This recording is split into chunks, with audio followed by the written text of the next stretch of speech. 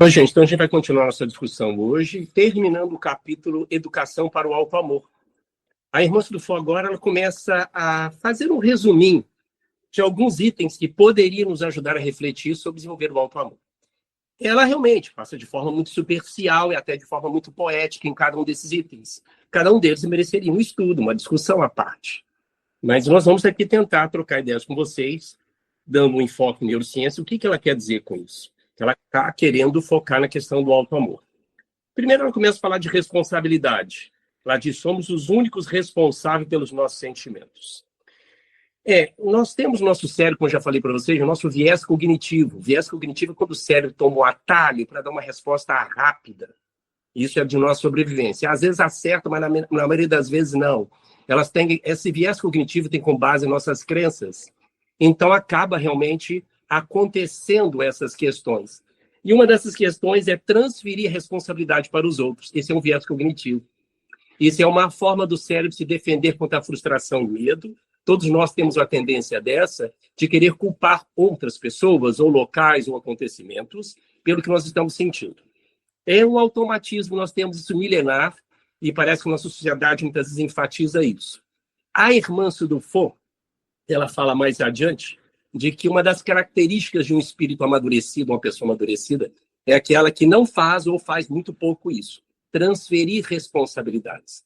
Porque a gente quer o guru para tudo, a gente quer que as pessoas respondam tudo e quer que as pessoas se responsabilizem pelo que nós estamos sentindo. Gente, eu tenho dificuldade de controlar meus próprios sentimentos e emoções. Imagine eu ser responsabilidade do sentimento dos outros. Claro, numa relação mais íntima, nós temos sempre que tomar cuidado, mas chega um ponto que é impossível. É um terreno arenoso, movediço, é muito difícil. Por isso que o diálogo, calibrar expectativas, é uma coisa muito importante. Mas a questão da responsabilidade pelo que você sente é a nossa responsabilidade, é isso que ela quer dizer. Do ponto de vista neurocientífico, ela tem razão, realmente, porque ela está em sintonia com um comportamento mais saudável. Aliás, essa transferência de responsabilidade, muitas vezes as religiões acabam, infelizmente, enfatizando esse lado negativo, porque a gente sempre procura transferir responsabilidade ou para Deus, ou para os espíritos inferiores, ou para o demônio, ou para o obsessor, ou para o nosso médium, ou para o nosso guia, o nosso orientador. Então, isso é uma forma de diminuir a nossa capacidade de ação e, de certa forma, tentar justificar os nossos erros, medos, desacertos. Então, ainda é um lado muito imaturo da nossa conduta, da nossa personalidade. Isso é uma crença que nós trazemos desde a infância, ou talvez de outras vidas, a questão de transferência de responsabilidade. É uma forma de diminuir nosso medo e frustração, e o cérebro utiliza esse mecanismo, como eu já falei, é um dos viéses cognitivos, para diminuir essa tensão, essa frustração, esse medo, tentando responsabilizar as outras ou quem seja pelo que estamos passando, pela frustração, pelo sentimento de tristeza, seja lá o que for. E o que nos faz maduros é justamente assumir a nossa responsabilidade por aquilo que sentimos. Aí se torna a pessoa madura. Vamos continuar. Estou aberta a comentários. Depois ela fala sobre consciência. Gente, cada item esse daria um estudo, mas a gente vai tentar depois fazer outras colocações mais tarde. Consciência, olha só. Ela de forma poética começa a falar sobre sentimento e emoções, como nós já falamos. O sentimento é o espelho da vida profunda do ser, expressa os recados da consciência. Nossos sentimentos são a porta que se abre para esse mundo glorioso que se encontra oculto e desconhecido. O que ela quer dizer, o sentimento, o espelho da profundo do ser? É o que nós já falamos, gente. As emoções e os sentimentos validam a nossa experiência. Por mais que seja racional a nossa tomada de decisão, o que vai validar a nossa experiência, seja em qualquer ação, é as nossas emoções e os nossos sentimentos. Então, não adianta, por mais que você queira fazer algo, se aquilo não tem significado, não tem valor, vai ser difícil manter daquilo. Então, ela diz aqui na forma muito poética, o que vai dar justamente consciência para um ato nosso é as emoções. Felizmente ou infelizmente, porque realmente nós somos, como já dissemos, somos seres emocionais que pensam, segundo as neurociências. Por isso, mais do que nunca, a nossa capacidade, é o que nós estamos fazendo, de administrar nossos sentimentos. As emoções é algo automático, a gente não tem como controlar as emoções, como eu já disse. Já dei o conceito de emoções e sentimentos são coisas diferentes. As emoções são involuntárias, rápidas. Nós vamos ter consciência depois, como chamamos isso de sentimento. Então, a emoção é a raiva, o medo, a tristeza, é o nojo, e já citamos outras. Então, essa é a questão que ela fala da consciência. Que tomar uma decisão sem emoção não existe aqui em nenhum lugar onde existem seres humanos. Eu lembro um dia, esses dias atrás, até escutando a aula de um grande professor meu de neurociência, ele falando assim, gente, eu estudo neurociência há 30 anos. Se alguém aqui me provar através de um trabalho científico que alguém toma uma decisão sem nenhuma emoção, eu paro de ensinar o que eu ensino. Ele falou isso de forma categórica. Então, vocês verem como a emoção faz parte das nossas tomadas de decisão, os sentimentos, e cada vez mais entendermos ele, nomear eles. Ela continua lá em cima. Ética para conosco. Ética, gente, deve ser entendido por comportamento, ação para conosco mesmo, tá? Somos tratados como nos tratamos. Isso é verdade. Tem fundamento neurocientífico para isso. Como sermos merecedores de amor do outro se não recebemos nem o nosso próprio? Eu já falei para vocês, gente, o cérebro ele replica o ambiente em que você está. Até o microambiente, e esse microambiente é como você se trata. Desde a roupa que você veste, o alimento que você usa, a forma que você fala de si mesmo com você mesmo, seus pensamentos em relação a você mesmo, é como você se trata. E como você se trata, você replica isso no seu dia a dia e busca pessoas naquele mesmo nível. Então, muitas vezes, você acaba aceitando ser tratado por outras pessoas da mesma forma que você se trata. Uma pessoa que não se valoriza será tratada também por pessoas que não vão te valorizar. A gente vê muitas pessoas buscando um relacionamento afetivo e muitas vezes falam do chamado dedo podre. Né? Existe essa expressão chula. A pessoa acaba realmente atraindo entre aspas, para ela, pessoas que ela costuma tratar a si mesma. Lembre que o cérebro replica o ambiente. Lembrando que o ambiente não é só um ambiente físico, eu e você estamos agora, você que está me ouvindo na gravação, é tudo que você faz com você, o que você fala, o que você escuta. Então, gente, é muito sério, né? Cada vez mais, eu no meu dia a dia, todos nós, selecionar o que a gente fala, o que a gente escuta. E não é fácil, não é fácil, porque o cérebro, ele é uma máquina de replicar fora do comum. Mesmo em tom de brincadeira, frase que você fala para você mesmo, você vai fazer aquilo. É impressionante. A pessoa acaba se travando, porque ela não se acha capaz de ir além, porque ela repete frases ao longo da vida. Isso não é uma questão de brincadeira. Para você é uma brincadeira, mas para o seu cérebro não. E aquela frase repetida, o que ela vai se tornar? Ela vai se tornar o que nós chamamos de uma conexão automatizada no seu cérebro e que leva você a repetir aquele comportamento automatizado sem pensar. E se torna hábito. O hábito é aquilo que a gente faz sem pensar, fala sem pensar, age sem pensar. Já está no hábito. Tá? É os conectomas, como nós já falamos, uma expressão mais neurocientífica. É aquelas conexões dos neurônios que já lá estão feitas. E alguns conectomas são muito fortes, muito. Nós vamos falar de crença lá daqui a pouco. Alguns conectomas nós temos muita dificuldade de desfazê-los. Existe forma da gente criar novo conectoma, um novo hábito, para tentar diminuir ou apagar o hábito anterior. Até algum tempo atrás, desculpa, acreditava que um hábito não pode nunca ser apagado. Existem trabalhos neurocientíficos recentes falando que é possível um hábito ser apagado, sim. Isso foi trabalho feito em animais, tá? Então, acredito que um hábito pode ser. Mas, repito, isso não é coisa fácil. O hábito, ele forma um conectoma muito antigo. E essa questão... Oi, pode falar. Eu fico pensando, né, essa questão da ética para conosco é uma coisa realmente seríssima, né? Essa frase dela me impactou muito. Somos tratados como nos tratamos. Porque a gente faz sem perceber, né? Um exemplo, uma pessoa que tem algum problema consigo fisicamente, sei lá, a pessoa se acha muito baixa, não gostaria de ser tão baixa. E aí ela começa a fazer piada, eu já conheci gente assim, piada com a própria altura para as outras pessoas, para mostrar que não se importava, mas eu acho que é quase uma lógica do tipo, eu faço a piada primeiro para ninguém vir me ferir antes de mim mesmo. E aí eu já vi outras pessoas depois, como ela fez a piada com ela mesma, reforçando essa piada. Então, assim, ela mostrou uma evidência, uma coisa que incomodava, e as outras pessoas ali, como ela se tratou assim, as outras pessoas, né, teve margem para isso. Então, como que isso é uma coisa muito delicada, né? E a gente faz o tempo inteiro sem perceber, assim. Como eu disse uma vez para você, gente, um trabalho científico, grande parte do que somos se deve ao que falamos e escutamos. Grande parte do que somos se deve ao que falamos e escutamos. Isso é do ponto de vista neurocientífico, não é uma questão filosófica. Então, você replica isso constantemente. Esse é o exemplo seu. A pessoa continua enfatizando um defeito dela e ela passa a atrair nas pessoas ou evocar nas pessoas aquele defeito. E as pessoas passam cada vez mais a enfatizar aquele defeito. Tanto que a psicologia entre casais fala que o companheiro, a companheira não deve falar seus defeitos um para o outro. Você desperta no outro o seu defeito. Mas isso é uma questão ainda em aberto, essa discussão. Mas é você enfatizar coisas negativas da sua vida. Mesmo que você não fale, você está sempre reverberando isso. Para você é uma brincadeira, para você pode ser uma coisa de menos, mas do seu cérebro não. Lembre que o cérebro não consegue diferenciar o que é real, o que é imaginário. Isso é pura verdade mesmo. E ele prega muita peça da gente, tá?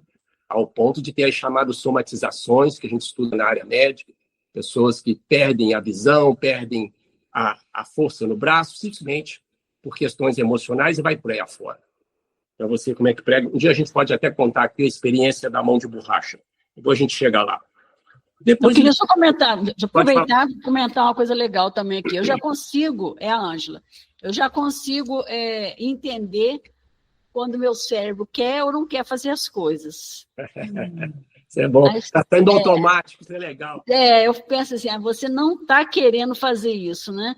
Às vezes eu até cedo, mas eu sei por quê. Porque ele não quer que eu faça certas coisas. Então, eu acho assim, bacana a gente ter essa consciência, porque você é capaz de se policiar mesmo. Ou de ceder e falar assim, você venceu dessa vez. Ou então de seguir em frente. Então, é bem bacana isso que está acontecendo. Eu já consigo entender isso e assimilar e vivenciar isso e saber escolher quem que vai ganhar. É o cérebro ou é a minha vontade? Porque você está falando de uma coisa interessante que nós estudamos, a individuação do Carl Gustav Jung, né? Você conhecer realmente quem você é, quais são as aspirações, quais são os seus propósitos reais. Quer dizer, nós somos muito mais além do que o automatismo do cérebro.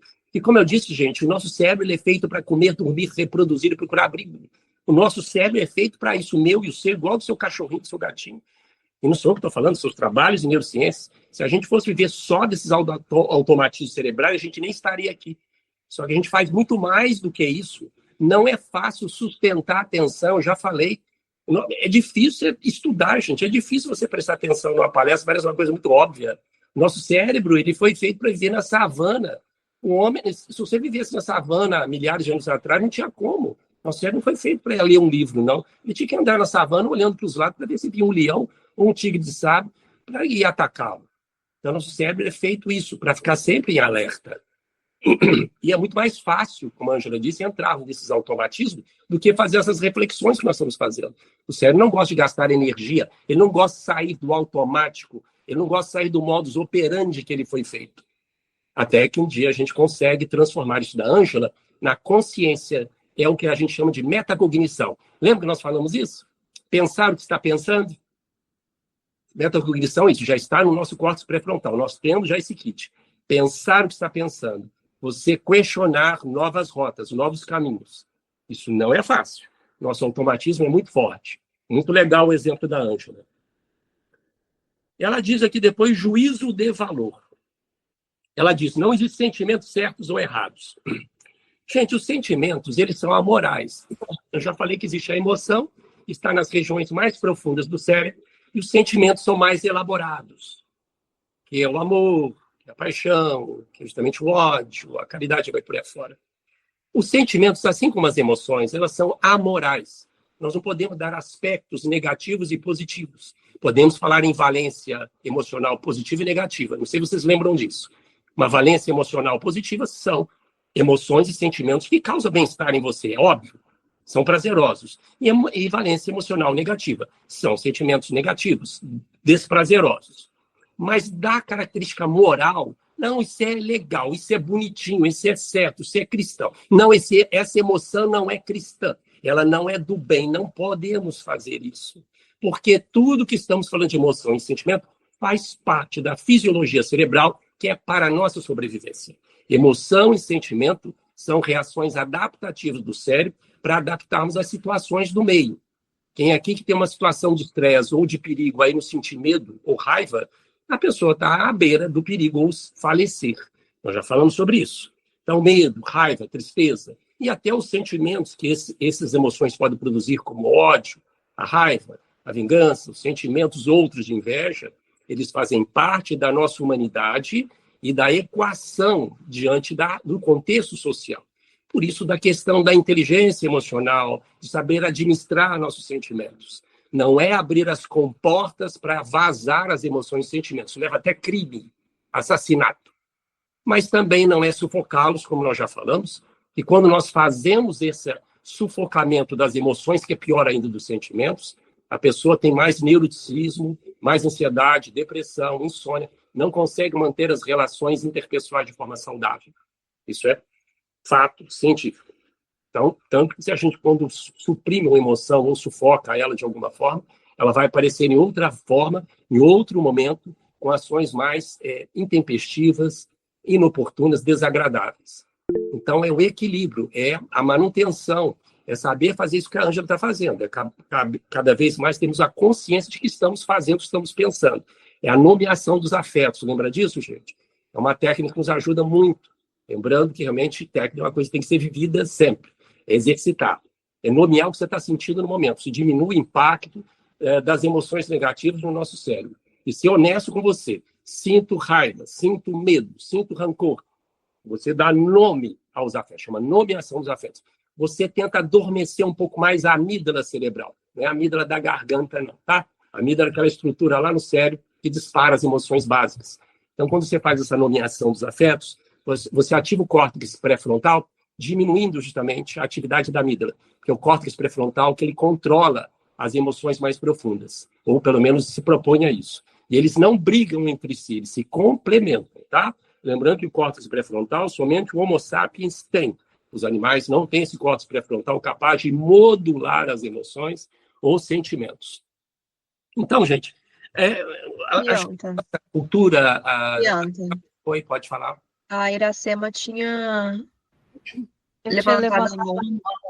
Mas é que eu estou pensando tanta coisa que eu não sei mais o que eu ia perguntar. Tudo que você está falando é muito louco. Mas eu acho que o que eu ia perguntar é o seguinte: quando a gente vai se conhecendo mais, o processo de autoconhecimento, você vai entrando mais em contato com esses pensamentos automáticos que a gente tem, né? Com essa coisa de você se prender nesses pensamentos que vão te levar por caminhos que você muitas vezes não sabe nem como chegou lá. E se a gente se depara com sentimentos muito menores do que a gente imagina, sabe? Se a gente se pega com sentimentos ou emoções mesquinhas demais, muito além do que você imaginou muito aquém do que você imaginou que estaria. Isso também é gerador de estresse, de ansiedade, não é? Olha, Iracema, de fato mas isso está muito ligado às nossas crenças.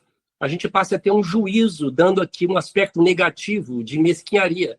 Isso é uma condição humana. Se esse sentimento passa a ser disfuncional, é diferente, tem que procurar até um terapeuta. Uhum. Mas nós fizemos essas conotações. Então, o cérebro utiliza essas emoções para dar respostas a determinadas situações. Uhum. Quanto mais a gente nomear esses afetos, mais a gente se identifica e se aceita a nossa sombra. Uhum. Uhum. E o Gustavo Jung fala isso, e a irmã Sudufo fala que não há como progredir, não é como evoluir espiritualmente e emocionalmente se não houver aceitação. Uhum. Aceitação da sua sombra, que faz parte da sua sobrevivência cerebral e emocional. Então, se você... minha amiga, você é especialista na área. Sim. Se você coloca muito rótulo, muito valor de juízo nessas emoções, você tende a esse risco, né? De você se rotular muito e atrapalhar a sua caminhada, né? Que é uma característica que a irmã Sudufo fala muito, que ao longo da história, da trajetória, como espírito e como ser humano, muitas vezes a gente sente-se indigno, sujo, não merecedor, por ter essas emoções e sentimentos que fazem parte da criatura humana. Sentir é uma coisa, agir com base nela é completamente diferente. Eu posso ter ódio de alguém, posso, mas agir em cima do ódio é diferente. É aí que vem o córtex pré-frontal, aí que vem justamente o manejamento, que vem a educação emocional, que Kardec já fala aqui numa citação. Tá joia, obrigada, Pian. Obrigado a você pela sua colaboração. Depois ela continua em automatismos e complexos. Ela que fala, o sentimento pode ser sustentado por mecanismos alheios à vontade e à intenção. O que ela quer dizer isso? Nós já estudamos sobre isso, gente. As emoções, nós não temos... Ela está falando sentimento aqui. Eu vou trocar essa palavra sentimento por emoção, tá? Principalmente. Existe a expressão inteligência emocional. Literalmente, inteligência emocional não existe, tá, gente? Não existe. Por quê? A emoção, a gente não toma consciência dela na hora. Se entrar um pitbull aí querendo te morder, você vai sentir muito medo. Ele vai vir, você vai reagir para depois vir o medo, tá? Você sentir, não, tive medo mesmo. Então, ele é automático. Então, é um mecanismo de sobrevivência. Depois que você vai ter consciência da emoção que você teve. Então, nós não temos como controlar as emoções. Se alguma pessoa muito querida chegar na sua casa, de repente, você vai controlar a sua alegria. Não tem como. Você vai expressar. A emoção não tem como a gente não expressar socialmente. A faces muda. Existe toda uma alteração corporal. Por isso a gente fala que a gente expressa emoção, a gente não sente. Sentimento é diferente, a gente pode escondê-lo. Mas emoção, não. Então, de fato, não existe inteligência emocional. Não tem como tirar as emoções. Elas estão ali. Só depois que elas serão conscientes na forma de sentimento, tá? Mas, mesmo assim, a gente vive enxurrado de mecanismos alheios à vontade e à intenção. Isto é, nós estamos cheios de emoções e sentimentos que a gente não tem consciência disso. Que fica no pano de fundo ali, falando e sentindo, levando... Por isso, gente, a importância de fazer o que estamos tentando fazer.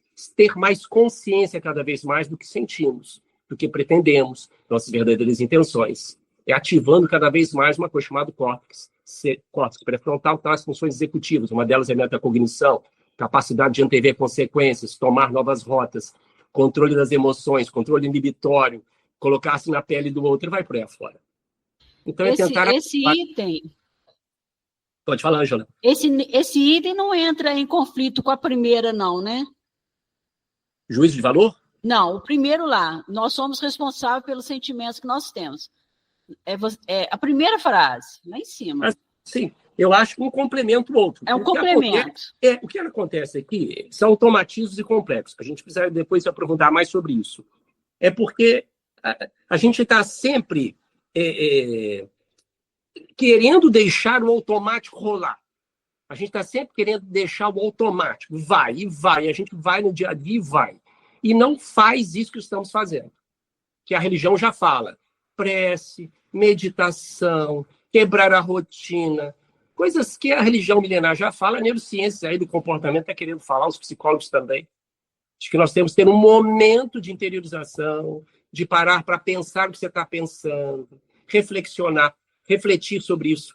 Então, é a gente sair desse automatismo. Porque nós somos seres automáticos, gente. O cérebro ele não quer gastar energia. Eu já falei, isso é o modus operandi dele, e vai.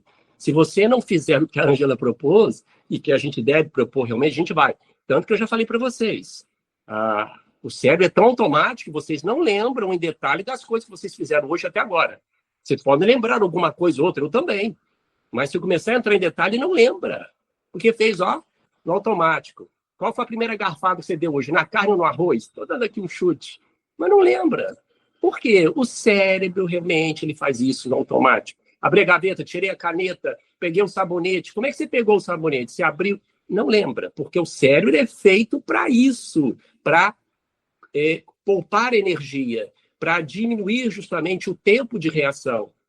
Então, é dar resposta rápida e, a princípio, eficiente. E gastar pouca energia. Lembrando que 25% da energia que o corpo consome, ele vai para o cérebro. Então, vocês verem como é que ele é guloso. Então, o cérebro gasta muita energia. Então, está aí esse raciocínio é justamente sobre isso. Porque se a gente deixar levar para os automatismos dos nossos sentimentos e emoções, a gente vai ficar sempre mergulhado e nessa confusão não vamos ter consciência de nada. Então, mais do que nunca, a meditação, mindfulness, que eu comentei aqui, muito interessante, a prece, reflexionar o que estamos fazendo, uma boa leitura edificante, isso tudo traz novas referências para nós. Lembra que eu falei que referência? Uma pessoa muda quando tem uma referência, quando aquilo tem significado para ela. E a outra, ela continua, o auto-amor é um aprendizado. Claro, como tudo na vida, né, gente? Construir novo olhar sobre si, para a metacognição. Desenvolver sentimentos elevados em relação a nós, constitui um longo caminho de experiências na feira de educação. Olha aqui, ela fala um longo caminho. Gente, para a gente desenvolver algo, tem que ter constância, e essa constância tem que ter significado para transformar em hábito. Para esse auto-amor, seja lá o que for, nadar, fazer atividade física, dieta, estudar inglês, é a mesma coisa, o cérebro é a mesma coisa. Tanto que a gente menospreza muito a constância, a gente acha que constância é mediocridade. É na pequena coisa que se vai formar o hábito. E eu acho que até fiz uma anotação, eu estou lembrando aqui sobre essa questão, ele é um psicólogo e neurocientista, ele chama Eslen Delanogari.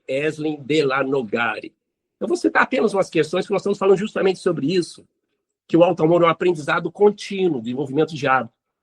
Que a gente acha que para ter um hábito, para atingir um patamar importante, a gente sempre tem que estar no limite, fazendo coisas grandes. Não, eu só vou conseguir realmente isso quando estiver lá em cima, no ápice do exercício intenso. Não, começa com pequenas coisas. Por incrível que pareça, a neurociência é assim. A gente precisa ter justamente metas objetivas e realísticas, passo a passo.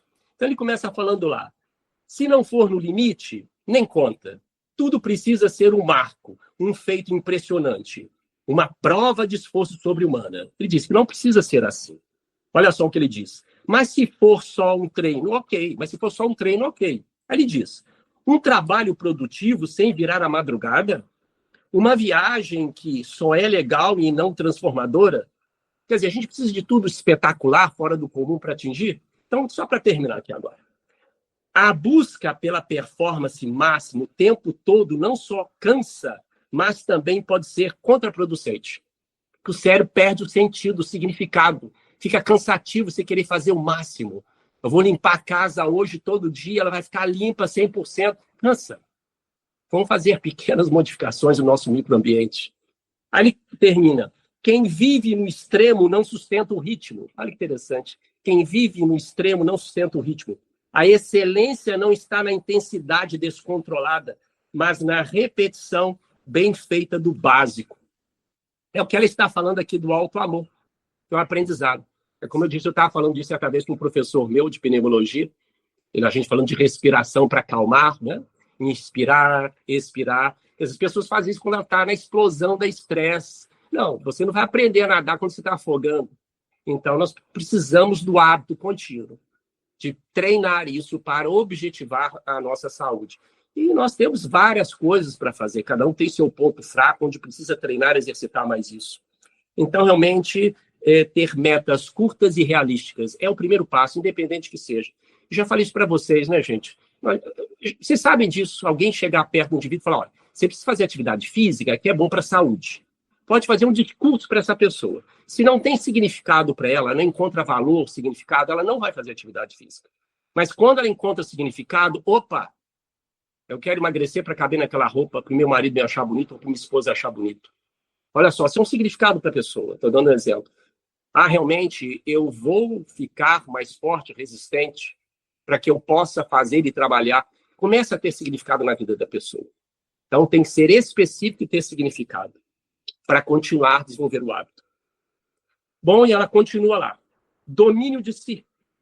Educar sentimentos é tomar posse de nós próprios.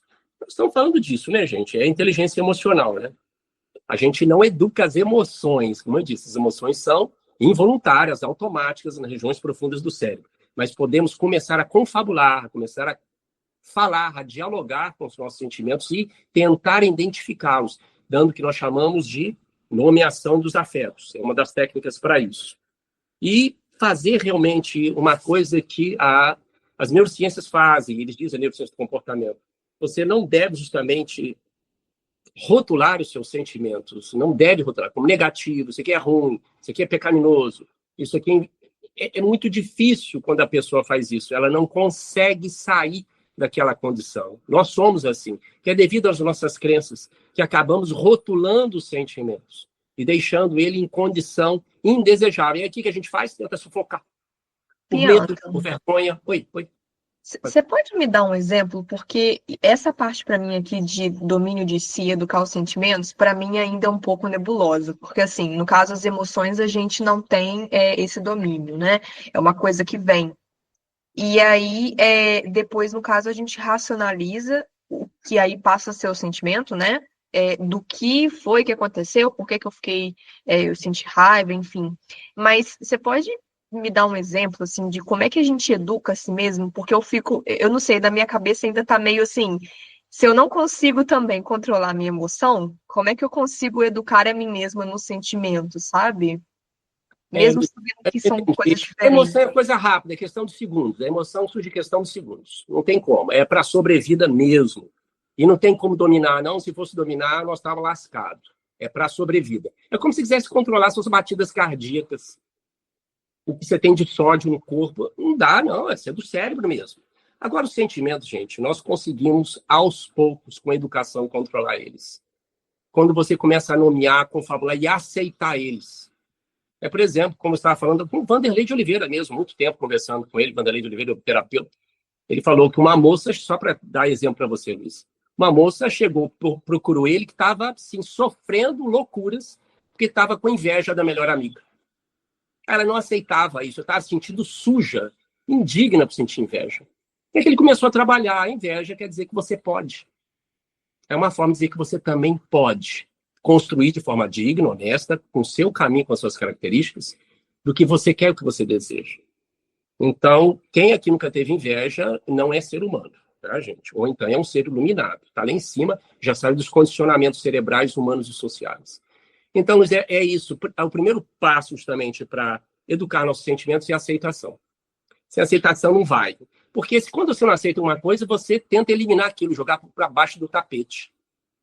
Então, a primeira questão é justamente a aceitação e começar, pouco a pouco, a você identificar o que está acontecendo com você, com o seu cérebro. Você começa a ver quando aquilo começa a estar bom ou a estar ruim. Isso aqui não é tanto meu, isso aqui é a primeira vez que parece que eu estou sentindo. Quer dizer, você começa a nomear. É assim que começa a fazer a conscientização dos sentimentos. Obra de receita de bolo, que cada um sabe até que ponto irá, ou que não pode ir, ou que pode ir. Mas o primeiro ponto é a aceitação. Nós vamos falar mais sobre isso aqui. E lembrando outra coisa para vocês, que grande parte dos sentimentos que nós temos, isso é uma situação discutida nas neurociências, se deve à cultura.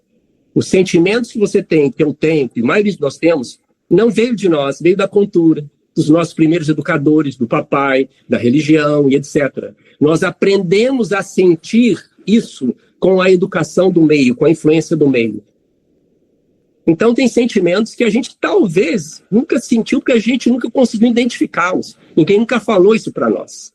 Mas lembre disso, isso é neurociências pura, tá, gente? Nós somos uma coxa de retalho das pessoas que convivemos. Lembra disso? Ninguém sai ileso de uma relação, por pior ou melhor que ela seja. Nós somos um pouquinho de cada pessoa que nós encontramos ao longo da vida e que estamos convivendo com ela. E nós somos uma média das pessoas que estão mais perto de nós. Isso é ambiente. Eu te ajudei alguma coisa, Luísa? Sim, ajudou. Nós vamos voltar sobre isso. Nosso tempo acabou?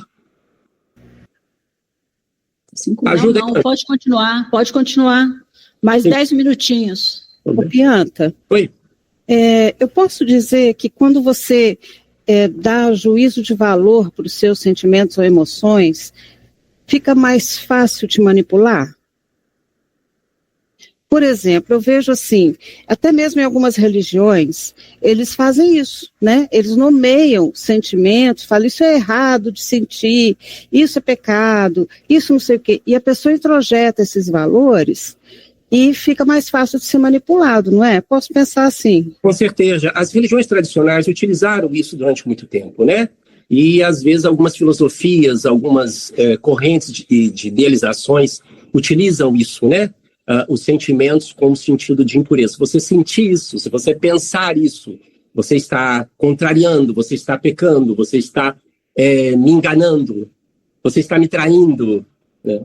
Então, é justamente muito feliz seu comentário, Iracema. Então, você vê, isso é o que a gente chama até de uma lavagem cerebral, né? Muitas pessoas conseguem dominar outras pessoas dessa forma, né? Fazendo com que o que ela está sentindo seja indigno, né? Então, essa é uma forma de treinar as pessoas. E, de certa forma, Iracema, infelizmente, nós somos treinados assim, não por questões de maldade dos nossos pais, dos nossos professores, mas também passar isso para ele. Sentir inveja é uma coisa do mal, né? Você sentir raiva é uma coisa que você é descontrolado. Então, realmente, nós passamos a rotular nossas emoções, que não devemos fazer isso, né? As emoções, elas são amorais, elas são neutras. O que nós vamos fazer com ela é diferente. Agir com base nela. Muito feliz seu comentário, Iracema. Obrigado. Então, mais 5, 10 minutos. Vamos só pegar aqui. A aceitação, olha aí. Ó. Essa aqui é a base-chave. Ô, coisa difícil isso. A aceitação, gente. O cérebro não gosta disso, não.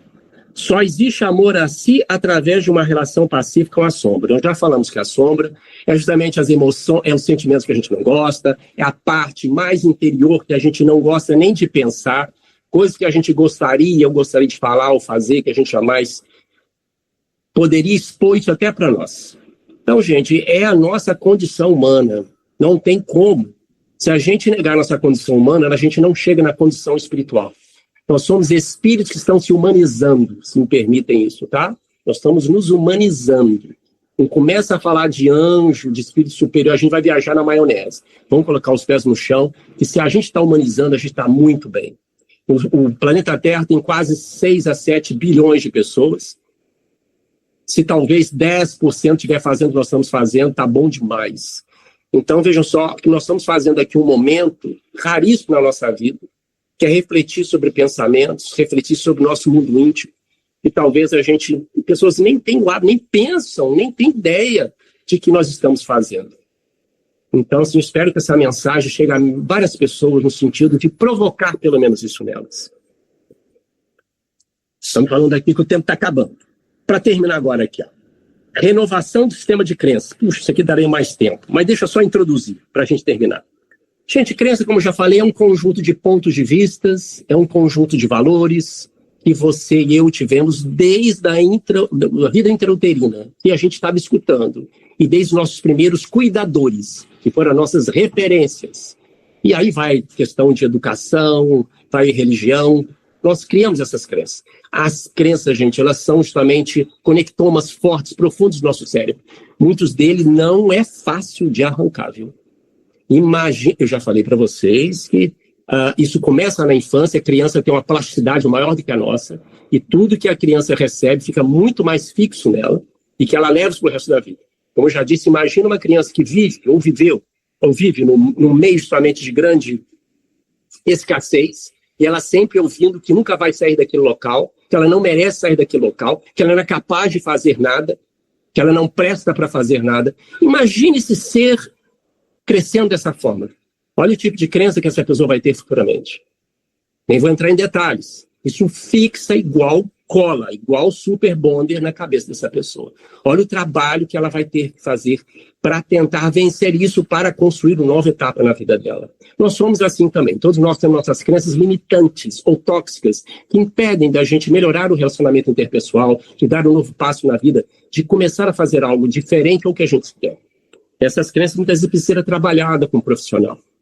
E ela quer dizer que esse sistema de crença, superar os preconceitos, que todos nós temos preconceito, é a limitação. Julgamentos formulados a partir do sistema de crenças, desenvolvido com base na opinião alheia desde a infância. Então nós somos moldados por essas crenças ao longo da vida. Algumas são ótimas, outras não. E podemos moldar e fazer novas crenças. Com certeza fazemos todos os dias, infelizmente do lado negativo. Mas nós temos a capacidade de fazer isso. Por isso, que um grande psiquiatra e neurocientista, ele sempre fala, quem não questiona suas crenças acaba ficando escravo delas. Então, mais uma vez, o córtex pré-frontal. Questionar sua crença. Por que eu não posso fazer? Quem falou que eu não posso? Onde é que está escrito isso? É difícil, gente, mas é uma questão que nós precisamos sempre treinar isso, sabe? Porque nós temos aquela criança. A psicologia fala muito isso, uma criança que nós ser trabalhada, sabe? E essa criança muitas vezes tem essas ideias limitantes de que não sou capaz, não posso ir, preciso de ajuda. Então, são questões que nós vamos trabalhando ao longo do tempo. E talvez um trabalho até para outra vida. Tem uma crença limitante que é muito triste, que é eu não mereço. É, bem colocado, Macho. Né? Eu não mereço isso. E, ao contrário, né? A partir do momento que a gente começa a exercitar essa quebra de correntes, a gente começa a se sentir livre. Livre, leve, solto, e fala assim, agora eu faço o quê? Desamarrado dessas correntes. Vão sair pelo mundo, vão colocar a mochila nas costas e vão viver. Então, é assim, né, não com esse exagero, mas assim, dá uma liberdade que você fica assim, como se estivesse nascendo de novo, vivendo um mundo novo. Quanta coisa que a gente deixou de fazer e pode fazer, e ainda vem aquela crença, mas agora não dá mais. Né? Outra corrente, né, que a gente amarra no pé, né? Mas a gente vai se libertando e vai vendo as grandes possibilidades que a gente tem. E isso é muito bom, e feliz daquele que consegue enxergar isso e vai se libertando e vai sendo livre, né, para ser quem gostaria de ser, quem merece, né? Quem merece ser, né? Gente, e as crenças, gente, são uma coisa tão poderosa no nosso cérebro, que o nosso cérebro, a gente pode até comentar isso depois, ele forma falsas crenças, tá? Falsas memórias, desculpa. As falsas memórias são uma forma de sustentar as crenças. E as crenças formam essas falsas memórias. A gente pode falar sobre isso depois. Então você vê como o cérebro, ele tende a entender que a crença é de uma forma, infelizmente, uma forma de sobrevida, que foi colocada na nossa cabeça. E a gente vai tentar de fazer tudo para defendê-la, mesmo a gente estando errado. A crença muitas vezes leva a gente. Crença é certeza, que muitas vezes não é real. Mas vamos parar por aqui, senão a gente vai atropelar o tempo. Posso terminar, gente? Alguém quer comentar alguma coisa, perguntar? Então nós vamos orar aos amigos espirituais que estão presentes nas nossas casas. Eles estão chegando agora perto de nós. São os nossos mentores e familiares dessa de outras vidas que vêm nos abraçar. Que eles sabem, só tocando a nossa mente, o nosso coração, o que estamos passando. São as nossas lutas íntimas, os nossos questionamentos. Nós pedimos a bênção de cada um deles e dos nossos mentores que façam a limpeza do nosso psiquismo e do nosso ambiente, derramando os fluidos balsamizantes e medicamentosos sobre as nossas águas e os nossos alimentos. Muito obrigado, Senhor, pela presença desses amigos amorosos que estão conosco. Que assim seja, assim será.